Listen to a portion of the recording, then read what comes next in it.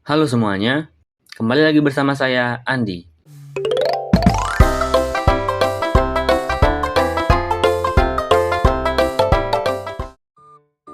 Pernahkah kalian menghadiri sebuah seminar yang sukses dan terorganisir dengan baik? Nah, di balik layar, keberhasilan seminar itu tak lepas dari penerapan fungsi-fungsi manajemen. Dalam video kali ini, kita akan membahas bagaimana fungsi planning, organizing, directing, coordinating, dan controlling diterapkan dalam suatu kegiatan seminar. Selain itu, kita juga akan membahas mengapa fungsi-fungsi ini penting, serta dampak yang ditimbulkan jika fungsi-fungsi ini tidak dijalankan dengan baik.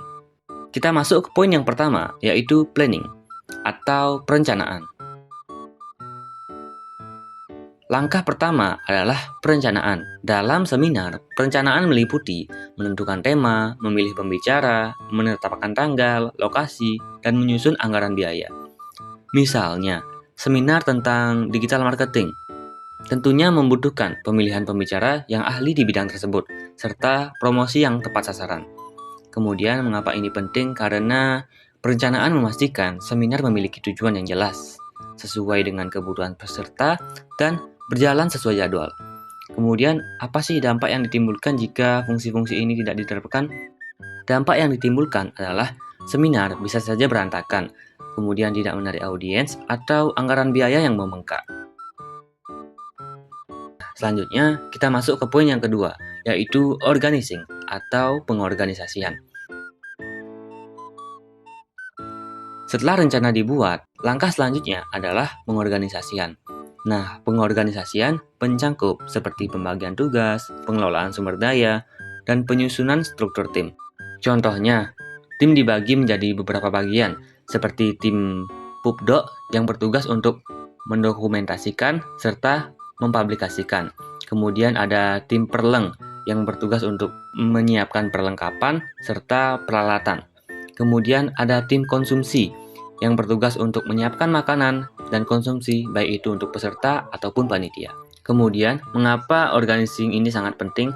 Karena supaya semua orang yang terlibat itu tahu tugasnya, sehingga seminar bisa berjalan dengan lancar.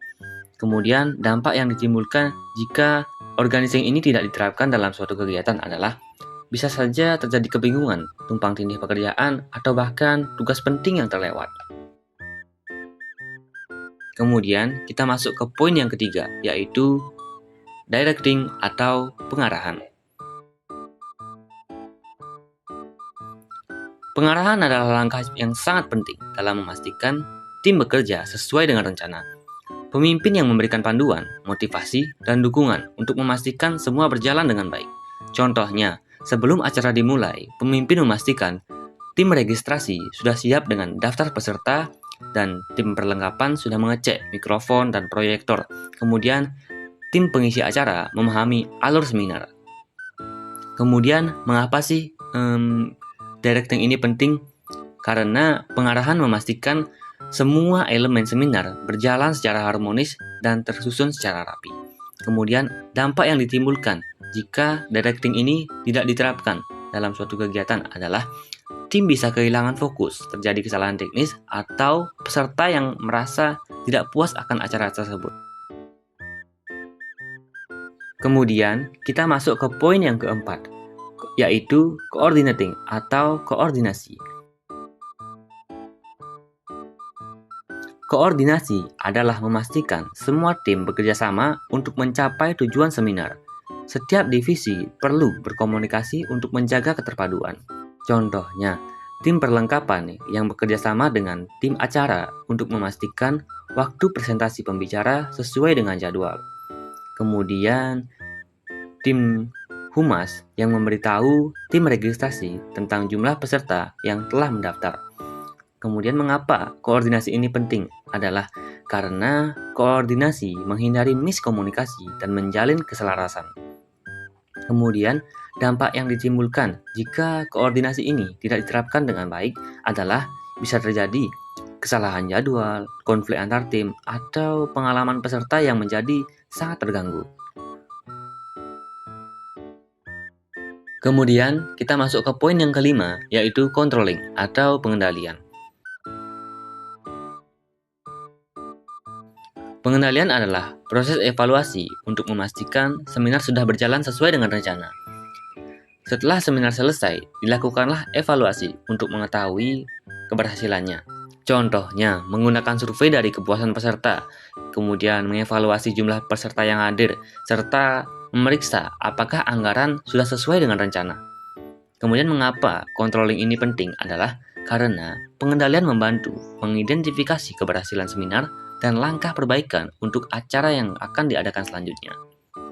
Kemudian, dampak yang akan ditimbulkan jika controlling ini tidak diterapkan dengan baik adalah kesalahan yang sama bisa terulang di acara selanjutnya, dan peluang untuk meningkatkan kualitas seminar di masa depan bisa saja terlewatkan.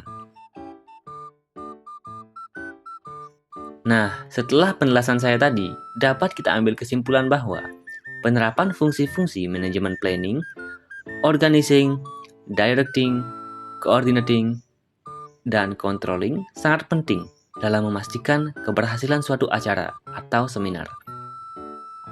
Tanpa fungsi-fungsi ini, seminar dapat gagal untuk mencapai tujuan dan bahkan bisa meninggalkan kesan buruk pada peserta. Nah, jadi jelas ya, penerapan fungsi-fungsi ini sangatlah penting dalam suatu kegiatan, terutama untuk kamu. Ya, kamu yang sering terlibat dalam suatu kepanitiaan itu. Untuk kalian semua, terima kasih sudah menonton sampai habis. Jangan lupa bagikan pengalaman kalian jika kalian pernah terlibat dalam suatu kepanitiaan. Saya Andi, pamit undur diri. Terima kasih dan sampai jumpa di video selanjutnya.